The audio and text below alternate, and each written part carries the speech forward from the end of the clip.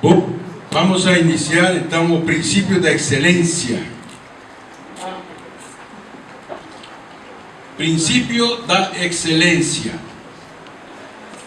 1 Coríntios capítulo 10, verso 31, da Santa Palavra de Deus, diz assim: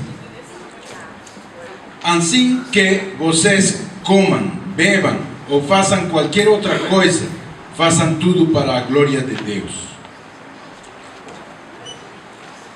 Quando falamos em excelência, definimos como a virtude ou um talento ou uma qualidade do que é extraordinariamente bom e que exalta os padrões comuns.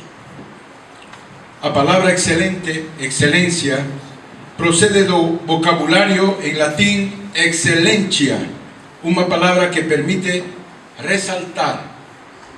É considerável qualidade de que convém a um indivíduo ou objeto merecedor de uma estima ou um apreço elevados. A excelência é o exceder o esperado, é ir mais adiante do que se manda ou do que se espera.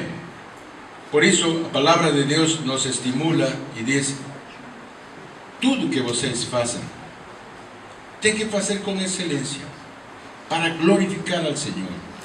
Tem que fazer para a glória dEle. Então, meus amados, Lucas 17:10 nos mostra a limitação do que significa para o cristão ficar com aquele que tem que fazer só. Não exceder, não ir a procurar a mais daquilo que o Senhor nos pede.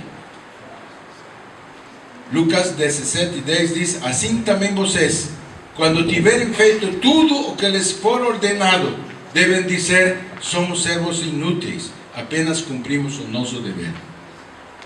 Olha, a palavra de Deus nos exorta para não fazer a obra do Senhor de forma negligente. Temos que fazer, porque, olha, tem uma palavra muito feia: maldição. É maldito todo aquele que fizer a obra displicentemente ou negligentemente. Então, a Bíblia nos exorta a fazer as coisas para a glória de Deus. Tudo que fazemos deve ser com excelência. Então, se você participa de um ministério de louvor, então tem a graça, se aperfeiçoe, caminhe mais, se esforce em fazê-lo o melhor possível. Se você está fazendo alguma atividade, qualquer que seja o ministério, tem que fazer o melhor que você pode, e o Senhor vai acrescentar, vai acrescentar. Sabe, é por isso que Colossenses capítulo 3, verso 23 e 24, tudo o que fizerem, façam de todo o coração, como para o Senhor e não para os homens, sabendo que receberão do Senhor recompensa da herança, e a Cristo, o Senhor, que vocês estão servindo. É a Cristo.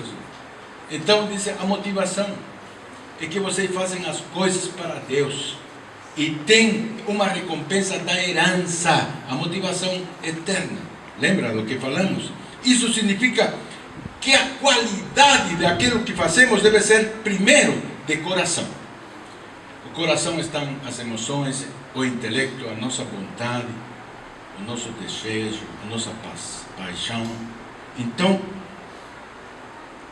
deve estar focado em agradar a Deus e não somente os homens. Então, com excelência, com qualidade digna de merecimento para Ele e que cumpra uma função determinada. Então, tem que ser feito com fé, porque sem fé é impossível agradar a Ele. Efésios 6, 6 e 7 fala: obedeçam-lhes não apenas para agradá-los quando eles os observam, mas como escravos de Cristo, fazendo de coração a vontade de Deus, sirvam os seus senhores de boa vontade como ao Senhor e não para os homens.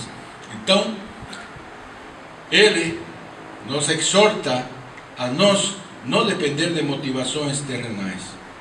Se fazemos para homens, estamos esperando recompensa de homens. Mas se fazemos para o Senhor, dele temos a recompensa. Nossa visão como igreja, qual é? Ver famílias integradas, manifestando o poder do Espírito. E como podemos chegar a essa visão? Primeiro temos que saber onde estamos, porque para poder ir a um objetivo, precisamos um ponto de partida. Definir os objetivos claros, estabelecendo estratégias, planos de ação. Tudo isso sem perder de vista a nossa missão com excelência: ganhar e discipular vidas em intimidade com Deus. Então, vocês têm, alguma das igrejas, recebido um diagnóstico para organizacional, para ter uma noção de como estão como igreja. Eu sei que a maioria tem respondido às interrogantes: quantas pequenas famílias tem, quem que está fazendo. Essas coisas todas servem para saber que coisa você precisa para avançar. O diagnóstico organizacional é o estudo necessário que se encarrega de evaluar a situação da organização. Nós, em Bolívia, estávamos em um período de crescimento, mas muito desorganizado. Aí então a gente arrumou uma estratégia que faz esse trabalho de planificação e projetamos a igreja em 5 anos. Tem um trabalho, um plano de ação com medidas e tudo, porque isso é planificação. Então, a situação real de nossos líderes, que tipo de capacitação tem, o que está faltando. Então, isso implica, então, todas as organizações que precisam conhecer sua situação para poder avançar. Então, ninguém avança sem saber como está a situação real. Então, tem análises.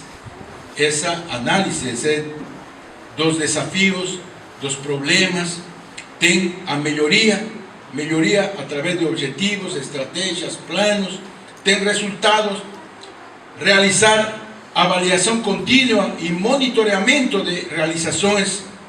A equipe de líderes deve estabelecer como estamos a igreja a respeito dos 2 tipos de crescimento: espiritual e institucional. Então tem indicadores, os cultos, como toda semana nós evaluamos os cultos, como foi a pregação, se teve alguma novidade, analisamos se estão vindo novas pessoas, analisamos por que tem pouca afluência de novas pessoas, campanhas, missões, seminários, atividades de ministério, estratégia de comunicação, doutrina, plantação de outras igrejas, são indicadores. Nós usamos para realizar o diagnóstico o SGOT, que é o FOFA, aqui, né? FOFA. Para nós é FODA, em espanhol. É fortalezas, oportunidades, fraquezas e ameaças. Então, as organizações se planejam. Então, nós, muitas vezes, por ser igreja, dizemos: não, a igreja não precisa disso. Olha, não impede usar a tecnologia que usam as empresas com os princípios de Deus. Então, na medida em que são compostas por indivíduos, seu comportamento não é totalmente preciso e estamos, os homens, sujeitos a desvio de planos de ação e então caminhar por caminhos tortos. Para alcançar os objetivos devemos trabalhar em equipe. Então, não é possível você fazer o trabalho sozinho. Definir objetivos claros que apontam à excelência. Excelentes instituições realizam uma missão e avançam em direção à sua visão, planejando e alcançando um conjunto de equilíbrio de resultados que satisfazem as necessidades a curto e a longo prazo, e quando elas definem objetivos claros que apontam à excelência. Se as pessoas são a nossa razão de ser, devemos conquistá-las e discipulá-las para que tenham intimidade com Deus. Então, esse deve ser o nosso principal objetivo: alcançar pessoas para que elas tenham intimidade com Deus. Ganhar e discipular vidas em intimidade com Deus deve estar em todo o foco de nossas atividades. Então, nós, tendo essa visão, agora não fazemos campanha por atrair pessoas e só pregar o Evangelho e fazer um movimento. nos contribui à meta, ao objetivo, aquilo que nós vamos fazer. Como fazer que essa atividade canalize, então, em fazer discípulos e que esses discípulos tenham intimidade com Deus? Então, quando nós caminhamos a um objetivo que foi traçado, a missão, então vamos ser exitosos. Se não, vamos fazer de tudo, mas vai ser ativismo puro, sem resultados. Amém? Tem que primeiro fazer um acompanhamento de perto das pessoas. Então, não é só quando o cristão vem aqui dar uma palmadinha, dar um caderninho com nossa visão. Isso é bom. Eu quero dizer que eu estou aproveitando esse caderninho que nós recebemos da visão e vamos reproduzir lá na Bolívia, porque eu reproduzo tudo que é bom aqui.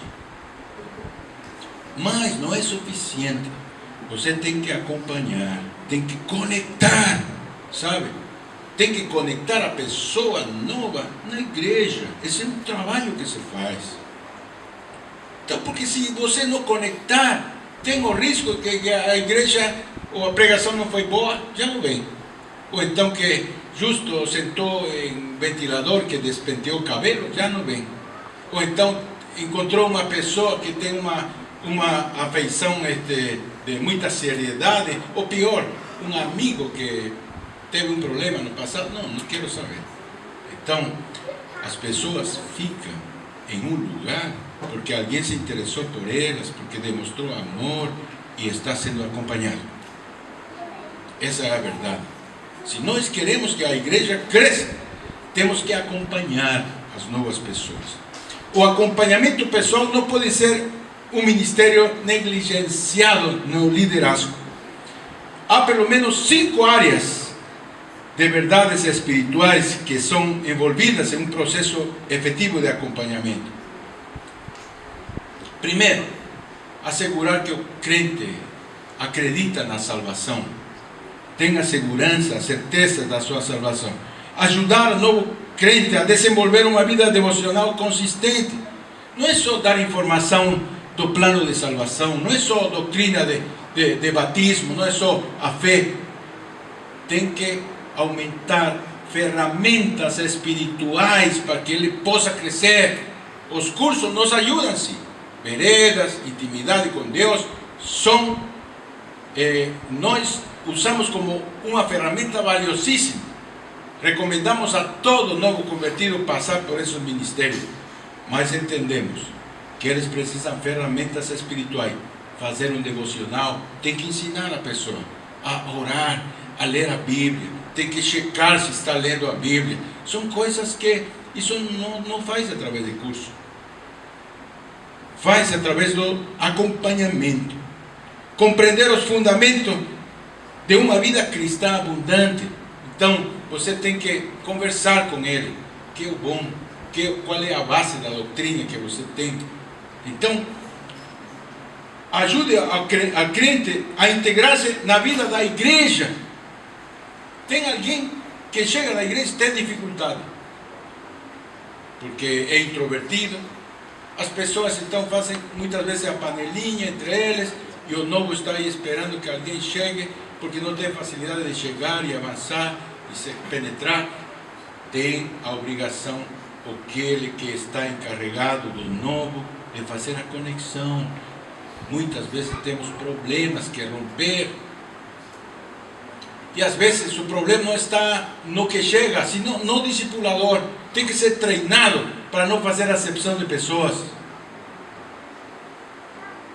A Bíblia fala que não tem grego nem judeu, que não tem preto nem branco, que não tem rico nem pobre, mas isso muitas vezes na igreja não é assim. Fazemos panelinhas, isso é ruim. Temos que ajudar o novo crente a aprender como compartilhar sua fé. Eu tenho falado que não é só receber, ele no tempo tem que ser acompanhado para ele compartilhar sua fé. Desenvolver um relacionamento significativo. Então, um ambiente carinhoso de cuidado. Desenvolver e centralizar seu ministério na amizade com Cristo, cristocêntrico. Perseverança, tem que perseverar, porque às vezes a pessoa é inestável. Então, um dia está bem, outro dia está mal. Você tem que acompanhar essa fase de juventude espiritual, de adolescência, de pré-juvenis. Eu falo que o pré-juvenil espiritual é aquele que não é constante nos seus caminhos. O novo é aquele carnal, não é verdade? Dizem, eu não posso falar como espirituais porque vocês são carnais, têm contenda, não tem uma variação de conduta em relação ao não creyente. São meninos em Cristo. Mas o adolescente pré-juvenil é aquele que às vezes é adulto e às vezes é criança, inestável. O maduro é aquele que discerne a palavra e é conduzido pelo Espírito. E aquele que é ancião espiritual é aquele que é conduzido pelo Espírito Santo. Já não mora, não vive ele, senão Cristo mora nele, fazendo a sua vontade. Bom, educar, inspirar e equipar a geração atual. A obra de evangelização não está completa até que a pessoa seja treinada para ganhar e discipular outros. Então, empregar uma estratégia bíblica.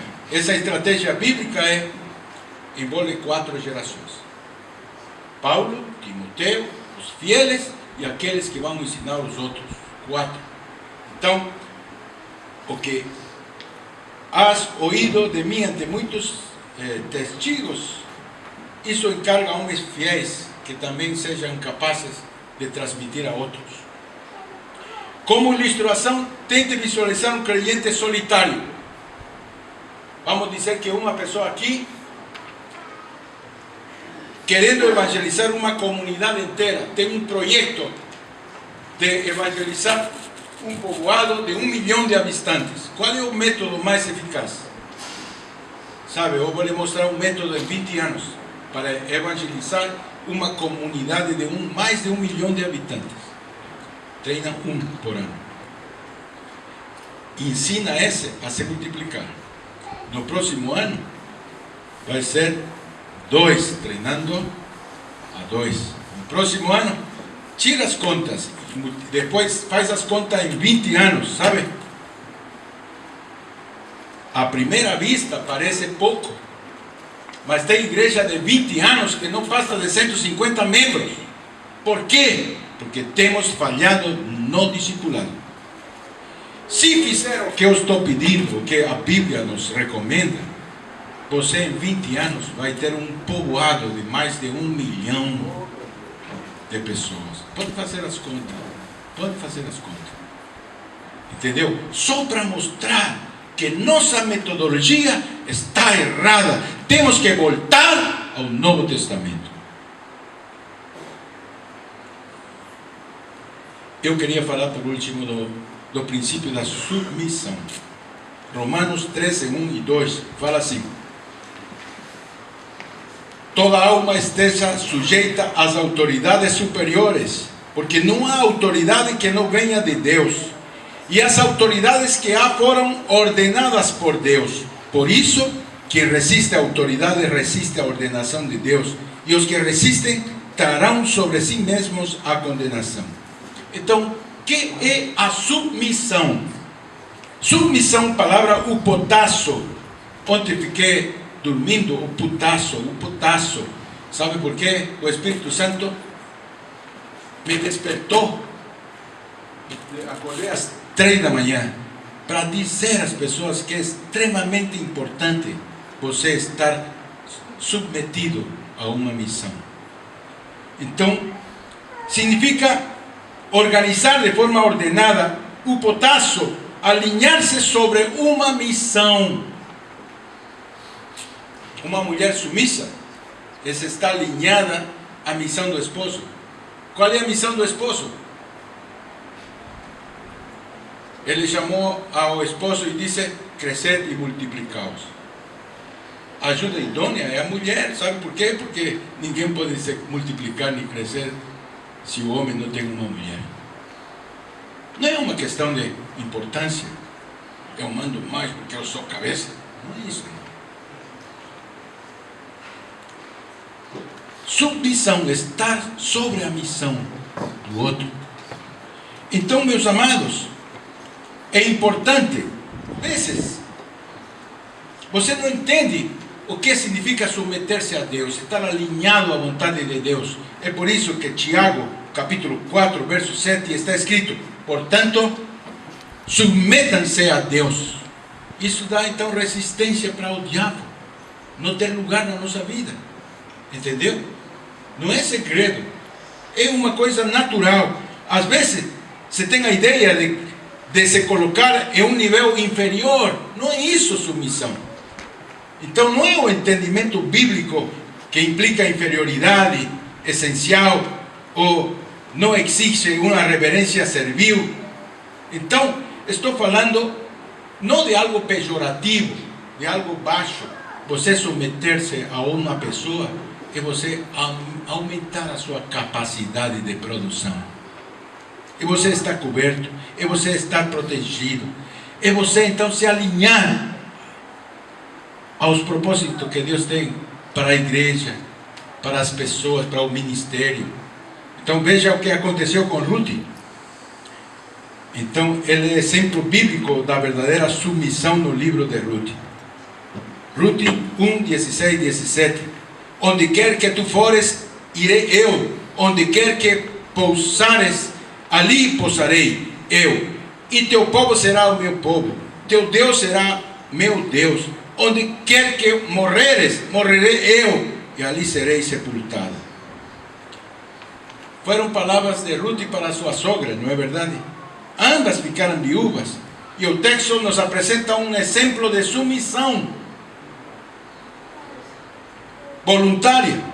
Ruth colocou metas, as metas de Noemi como se fossem suas.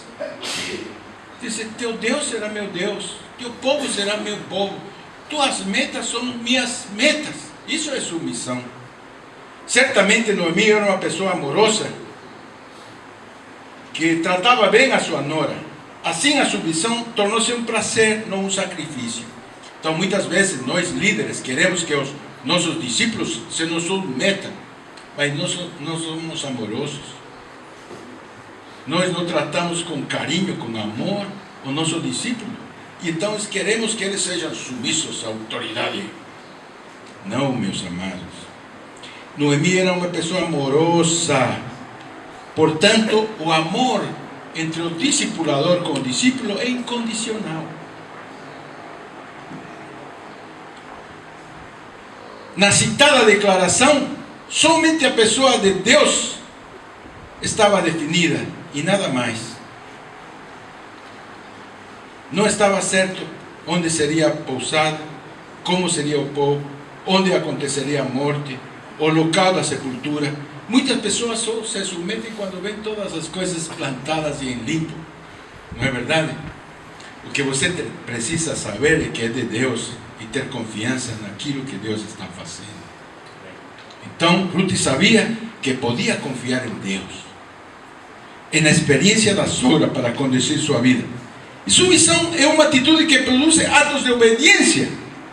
Na sequência do relato, Noemi orientou a Ruth em aproximação de Boaz, que viria a ser seu marido, tirando ambas da miséria em que viviam. Noemi tinha outra nora, a Orfa. Ela poderia também ter feito a mesma coisa, mas ela não fez.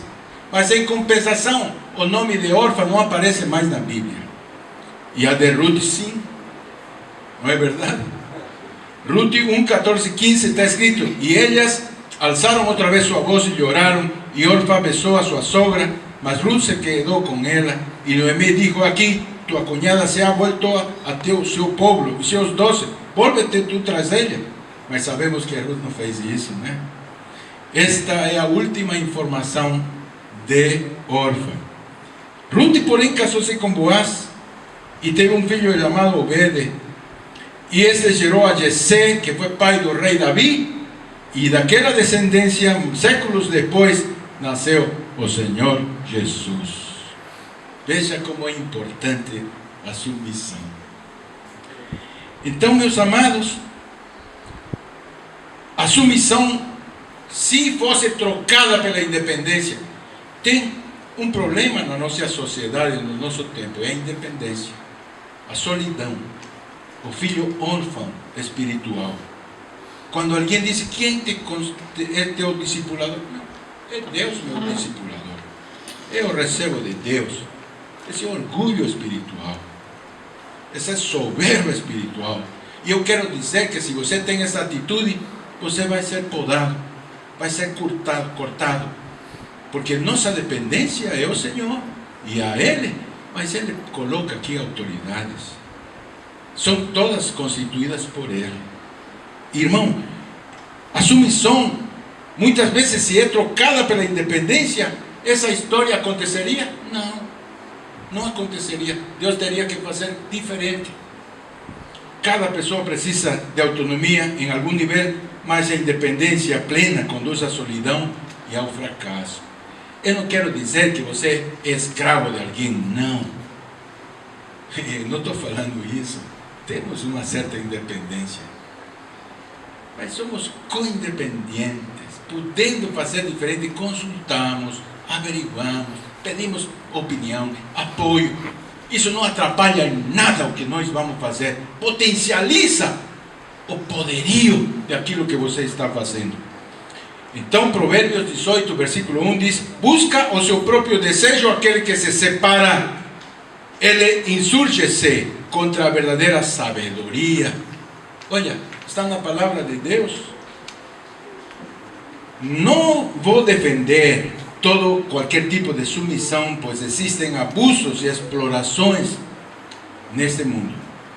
Entretanto, não podemos ignorar o ensino bíblico sobre a submissão, pois a sua falta tem destruído vidas e tem destruído famílias. Irmãos amados, é por isso que Deus fala para as mulheres, fala, estejam baixo a missão de seu marido. E olha, é interessante, mas não só fala para a mulher, sempre fala para outro lado. E vocês, homens, tratem as suas mulheres com respeito, com honra, ao ponto de dar a vida por elas.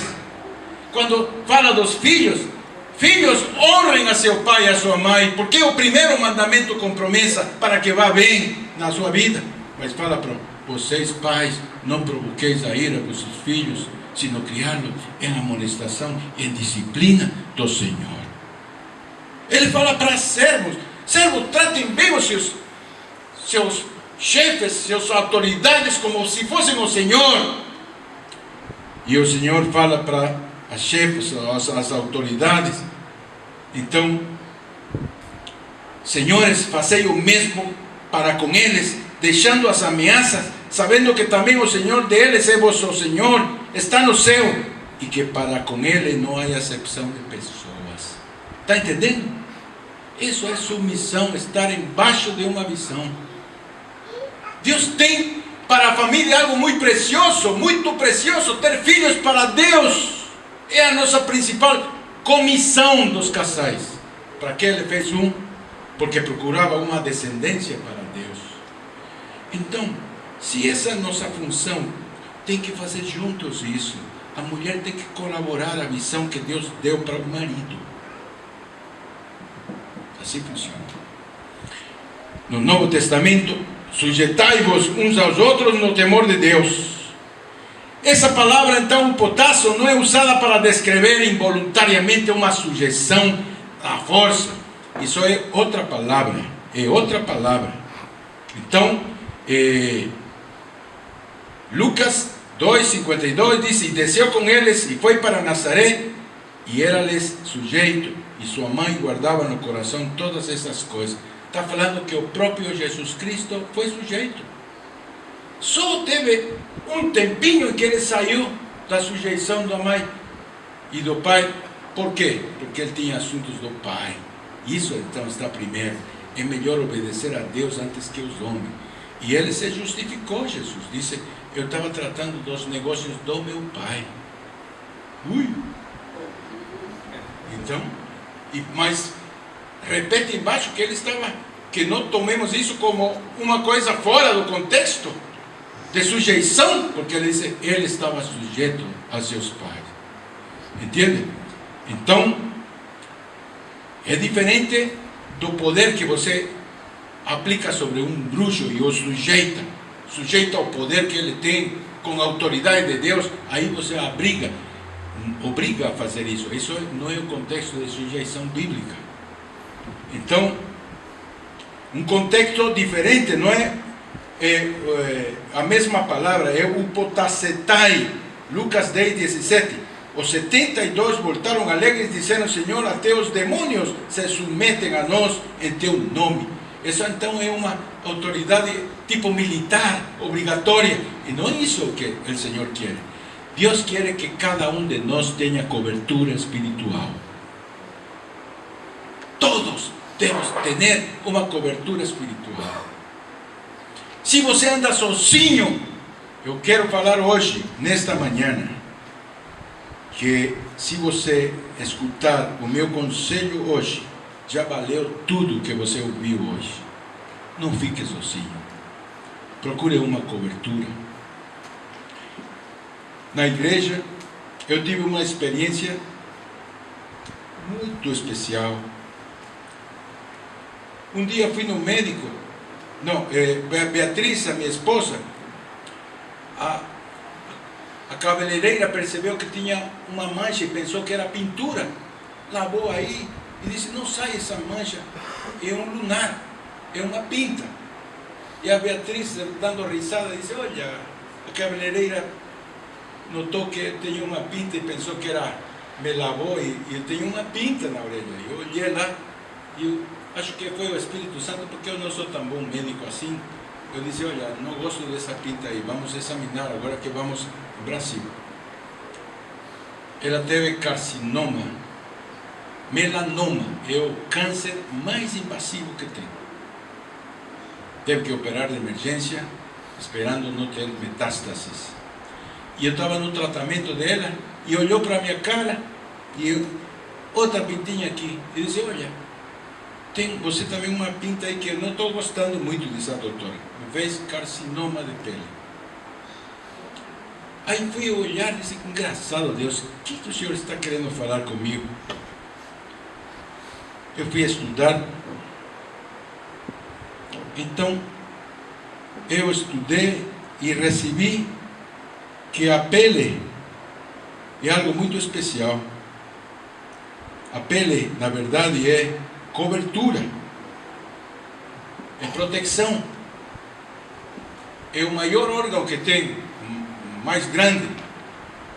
Tem 0,5 no párpado e tem até 4 milímetros na pele mais grossa aqui no talão.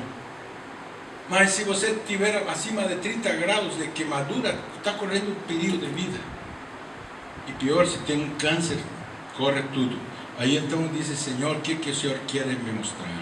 Eu não sou um homem místico que pensa que se você tropeça foi o diabo que fez sacadilha. Não, eu não penso assim. Mas também não sou um homem tão fechado para as coisas espirituais. E o mínimo que eu faço é perguntar e falar com Deus. Aí ele disse: olha, Rolando, é a situação da igreja. Você representa o liderazgo, está com câncer. E o câncer da igreja está pior. Tem perigo de morte. Tem que fazer algo. Eu estou trabalhando nisso há 2 anos atrás. Porque eu entendo que ninguém pode andar sozinho. Se alguém anda sozinho e está crescendo espiritualmente, vai crescer desordenadamente. Isso é câncer. E vai ser ruim. Se você é um líder solitário, você vai ter áreas da sua vida a se tratar. E um dia vai sair na luz. Porque não tem nada oculto que permaneça oculto. Então eu aprendi a lição. Estou fazendo agora um esquema. A pessoa entrou, já tem alguém. Tem um Ananias aí, fazendo com que o Saulo fique enxertado na igreja.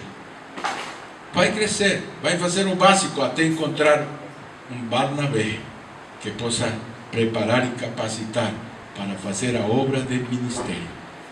Cada localidade vai ser seu trabalho, seu estilo, mas acho que a igreja vai dar modelos também para vocês trabalharem.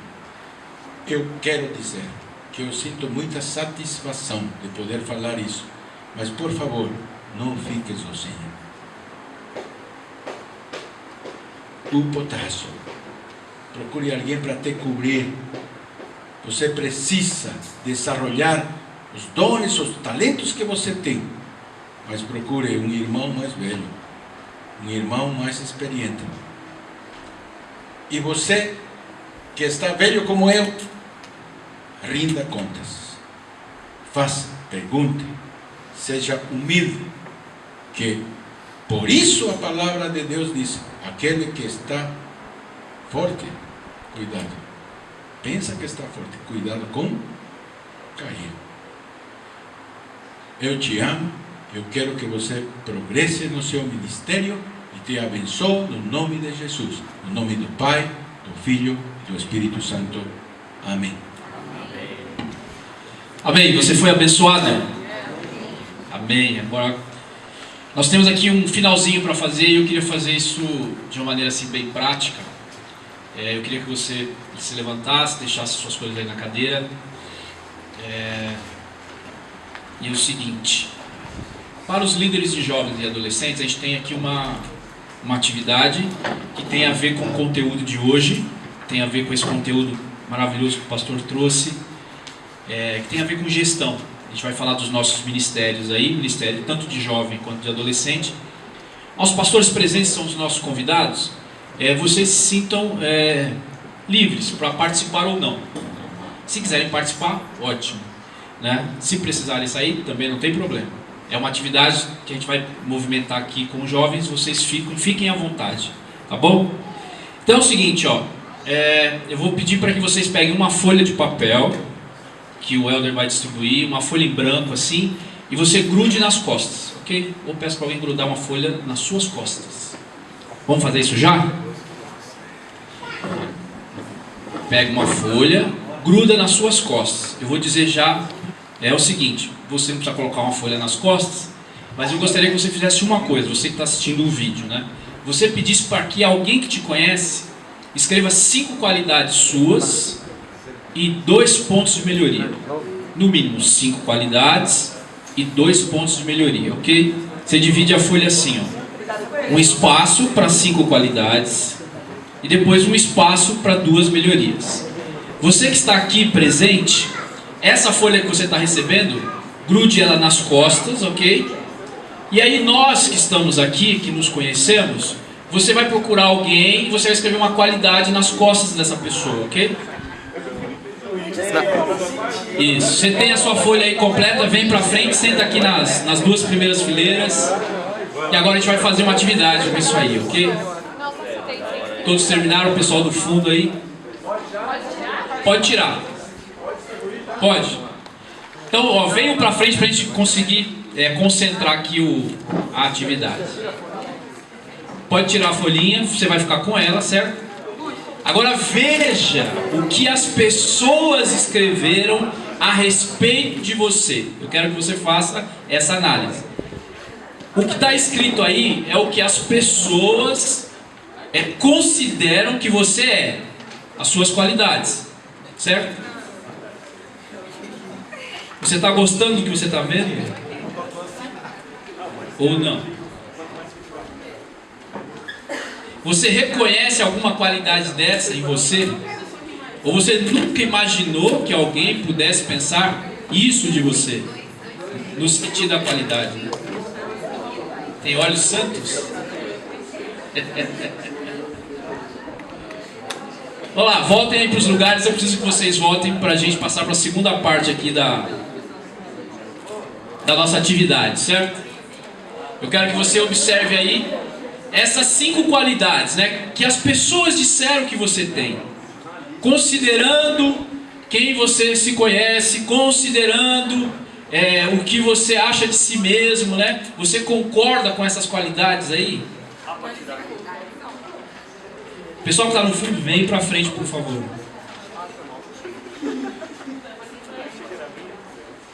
Ok, você então percebeu aí que tem essas qualidades em você. Perfeito.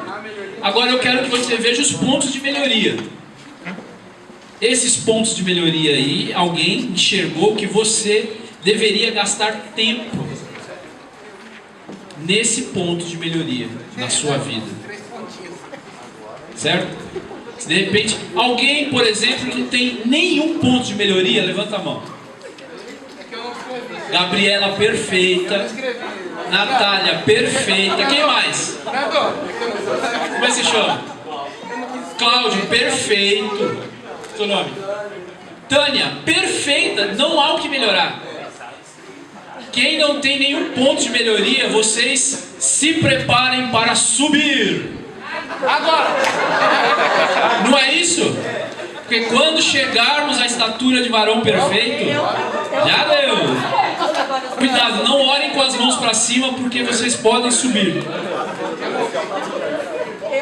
Já pensou se fosse assim? Ah, é, uns 20? Esse seu discipulador, hein? Faz esse exercício com ele. É uma boa dica, né? Vamos lá, ó.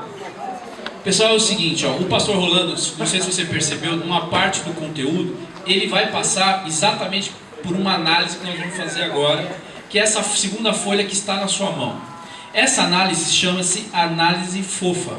Olha que linda, fofa, linda. Na verdade, fofa é uma sigla, é a mesma sigla para o SWOT, né? Que traduzido, fofa é forças, oportunidades, fraquezas e ameaças, certo? Por isso, fofa. O espanhol é melhor a gente pular essa parte. Vamos ficar com o português profundo, fofa, certo? Então, o fofa, forças, oportunidades, fraquezas e ameaças, é uma ferramenta utilizada para uma análise de cenário ou para uma análise de ambiente. Vamos considerar o seguinte: todos vocês aqui são líderes, certo? De ministério, com exceção de alguns pastores. Para você que é líder de ministério, você vai colocar um objetivo agora nessa análise. Qual é o objetivo? O seu ministério. Ou jovem, ou adolescente, ou pequena família. Você que é pastor, o seu objetivo é a sua igreja, ok? Vamos pensar assim, a sua localidade. Então, o líder de jovens trata do seu ministério, o líder de adolescente do seu ministério, o pastor trata da sua localidade. Esse é o alvo. Seguinte, na parte de cima aí da análise fofa, você está vendo forças e fraquezas, os dois quadrantes de cima. Forças e fraquezas têm a ver com você. É uma avaliação interna, certo? Você tem forças e fraquezas. A gente poderia chamar fraquezas de pontos de melhoria. Eu acho que é até melhor, porque pelo menos você não fica deprimido com as suas fraquezas. Mas você se levanta aí com esses pontos de melhoria. Por que eu pedi para a gente fazer essa atividade de você colocar as qualidades aí? Porque talvez agora eu vou pedir para que você relacione quais são as suas forças nesse primeiro quadrante da esquerda da parte interna aí. Eu queria que você escrevesse quais são as suas forças. Se eu não tivesse feito essa atividade que a gente fez aqui, talvez você tivesse dificuldade para dizer para você mesmo o que é que você tem de forte. Geralmente quando você está numa entrevista de emprego e pergunta assim, ó, fale de você. Acabou a entrevista. A gente não consegue falar da gente. Quais são os seus pontos fortes? Essa é uma frase que mexe com a gente. A gente não consegue identificar. Mas agora, ó que bacana, me agradeço. Fala obrigado, Sidney, obrigado. Olha só, por quê? Você pode relacionar as suas forças que você acredita com esse feedback que você recebeu agora. Então, olha para a folha de quem escreveu, quais são as suas qualidades, e veja se cabe aí, se você reconhece essa qualidade, para você escrever quais são as suas forças. Então você pode usar o feedback que você recebeu das pessoas que estão aqui, certo? Por que isso é importante? Porque de repente, na hora de fazer essa análise, você subestime a você mesmo. Ah, eu não sou tão bom assim, eu nasci na Zona Leste, eu sou filho de nordestino, eu não. Subestime, certo? Então, eu quero dizer assim, veja quais são as suas forças. Se você não sabe quais são as suas forças, pelo menos considere o que as pessoas disseram de você. Olha, você tem esta e esta e esta qualidade. O que são as forças? São as qualidades, os dons, os talentos, o que torna você especial, o que diferencia você. O que faz você brilhar? Tem alguma coisa em você que você brilha mais do que os outros. Isso é sua força. Então, alguma qualidade aí, você se reconhece. Não, isso aqui o que eu faço, eu sou bom no que eu faço. Nesse sentido, ok? Então, anote aí quais são as suas forças. Você pode utilizar o feedback para, de repente, te ajudar aí nessa análise. Quantas forças eu coloco aqui? Quantas você considerar? Coloque, pelo menos 3 tem que ter aí, eu acho. Certo? Essas forças vão te ajudar no restante da análise aqui. Então relacione aí, quais são as suas forças? Considere o que você já reconhece em você, considere o que as pessoas disseram sobre você, certo? E junta essas forças aí, ok? Então essas forças vão nos ajudar nessa análise. Lembrando que a gente vai usar como objetivo nosso ministério e a nossa localidade. Isso aqui você poderia usar também para a sua vida pessoal. Mas o nosso foco aqui do TCL é um treinamento e é uma capacitação de líderes, para que você desenvolva essa ferramenta como gestão do seu ministério. Tudo que o pastor Rolando falou aqui está relacionado à gestão. Lógico que é uma gestão voltada para frutos. Isso é muito importante. Eu recomendo que você leia de novo essa apostila. Leia de novo, revise os pontos. O final tem um material aí do John Maxwell, as 21 indispensáveis qualidades de um líder. Tem pelo menos 6 dessas qualidades de um líder, né? E se você for um felizardo de ganhar o livro, você vai ter as 21, está aqui. Mas pelo menos 6 já tem aí na apostila. Então eu quero reforçar, para você ler o material de novo, para você revisitar os textos, né? Isso vai ser importante. Anotou as forças? Ok. Vamos analisar agora quais são as nossas fraquezas, ou quais são os nossos pontos de melhoria. O que você considera em você para que precise de uma atenção melhor? Quais são os seus pontos de melhoria? Lembrando que os seus pontos de melhoria são aqueles pontos que você tem mais dificuldade em executar. São as suas dificuldades em relação ao ministério. Alguém escreveu alguma coisa para você aí em relação ao seu ponto de melhoria. Considere isso também, certo? No que você precisa melhorar? No que você precisa desenvolver? Então, esses são os pontos aí das fraquezas, ok?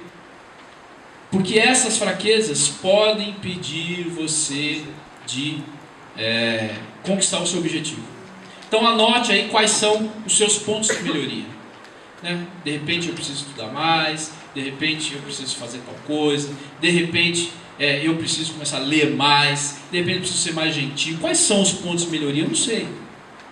Escreve aí quais são as suas fraquezas, os seus pontos de melhoria, porque isso vai influenciar diretamente na gestão do seu ministério. Isso pode fazer alavancar ou travar o seu ministério.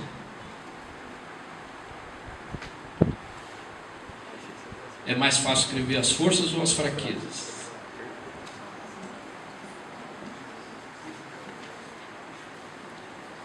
Então essa primeira parte é sobre você, certo?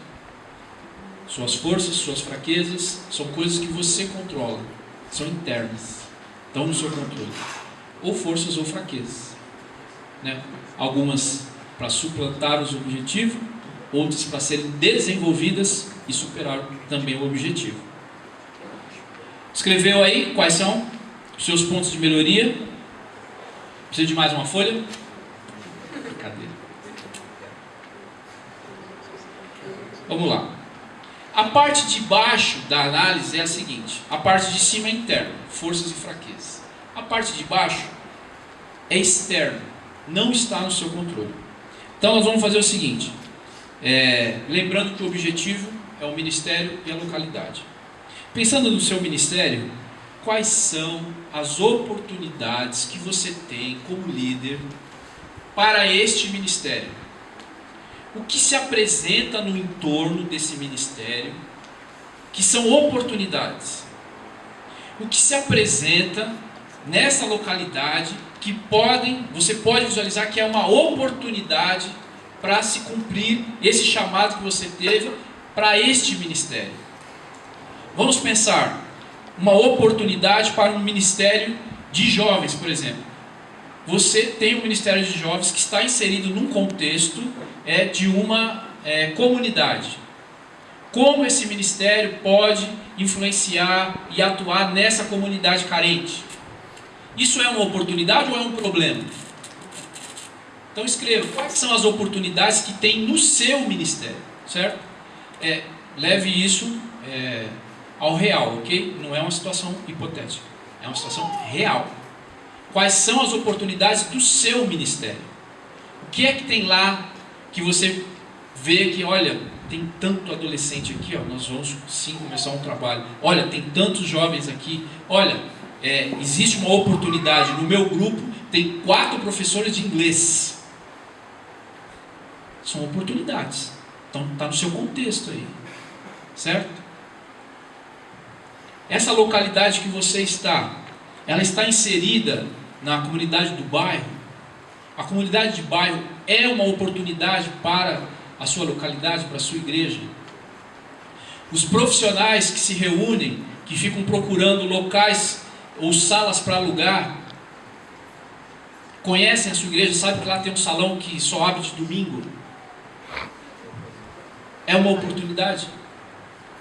Enfim, estou dando alguns exemplos para dar uma clareada para você, para que você descubra quais são as oportunidades do seu ministério, seja ele de jovem, de adolescente, de pequena família, ou o ministério que você tenha, seja ele qual for, certo? Quais são as oportunidades que se apresentam e que você de repente não está considerando, mas se você cavar ali, você vai achar muita oportunidade de atuação. Beleza, e por último, vamos falar aqui do A, do FOFA, que são as ameaças. As ameaças, na verdade, são os desafios desse seu ministério. Quais são os desafios do seu ministério? Os desafios são exatamente isso que você está pensando. São as pedras no caminho. Quais são as pedras no caminho do seu ministério? Quais são as pedras no caminho da sua localidade, da sua igreja? Descreva aí quais são as ameaças. O que é que tem lá que pode impedir você de cumprir, de fazer? Tem um irmãozinho lá. Pois escreve aí, pessoa. De repente é uma situação. De repente é o local. Enfim, tem ameaças. Quais são?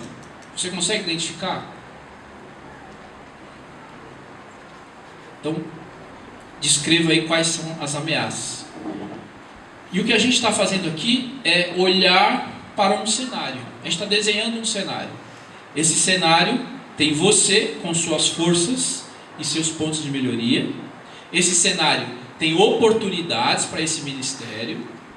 E esse cenário tem ameaças para esse ministério.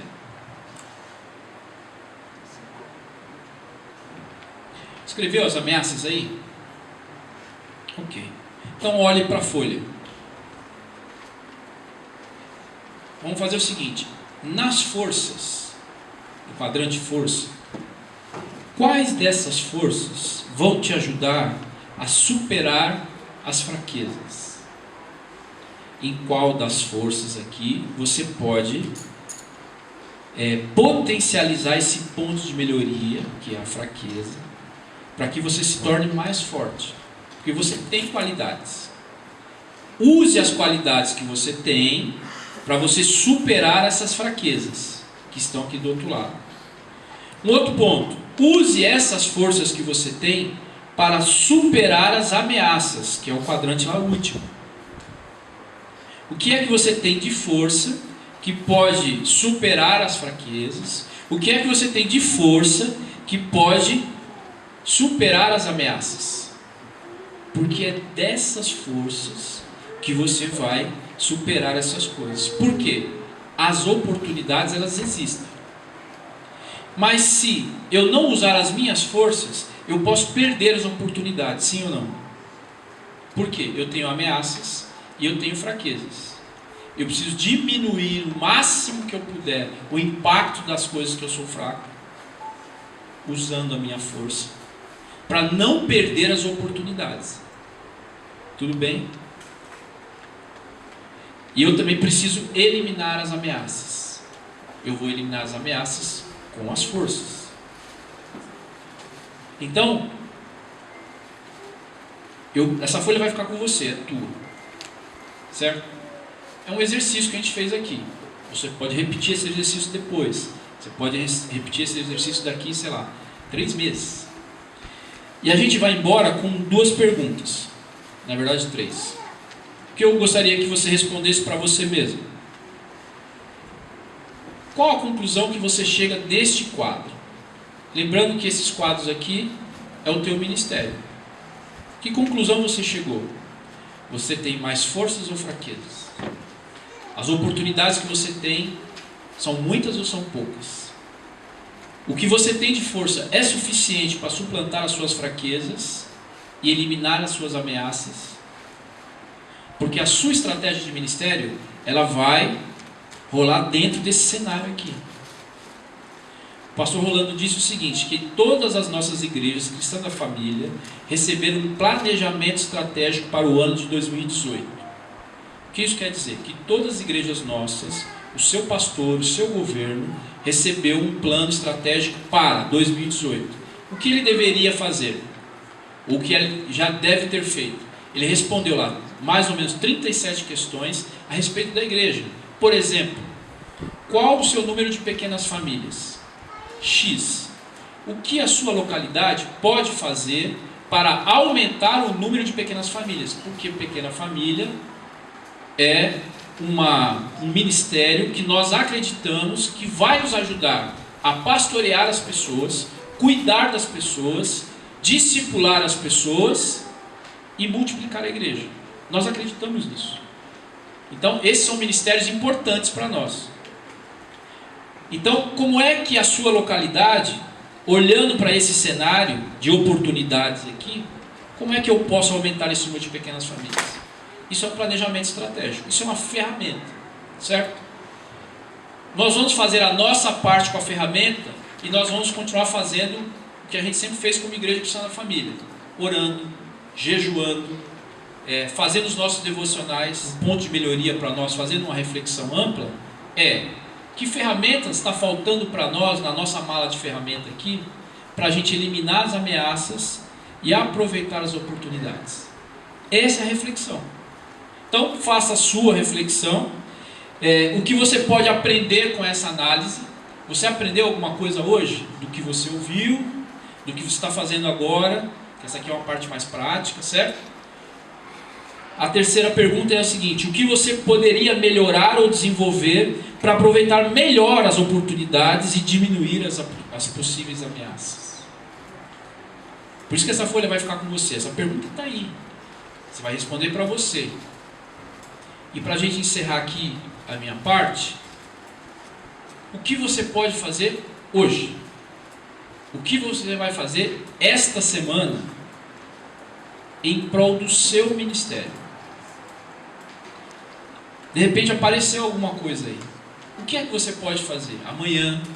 O que é que pode ser feito esta semana para que haja uma melhoria no seu ministério? Isso é um bom exercício? É desafiador? Eu sei que é. Então você fica com esse desafio. Você pode levar essa folha para casa, você pode refazer esse exercício, ok?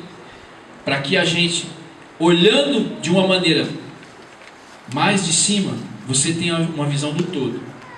E perceba, tem suas forças, suas fraquezas, suas oportunidades, e você vai conhecer as suas ameaças.